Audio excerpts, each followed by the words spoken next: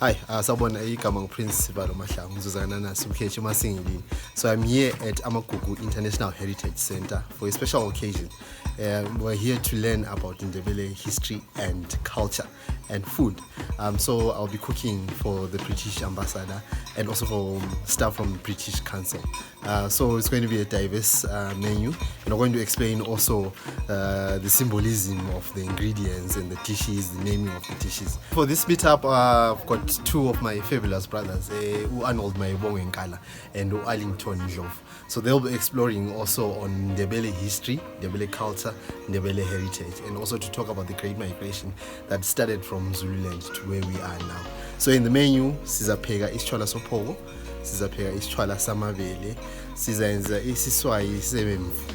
This is pounded mutton meat. Sizapheka le inkukhu makhaya. Njalo sizapheka idish yami engiyithandayo, my favorite dish, amas omcaba.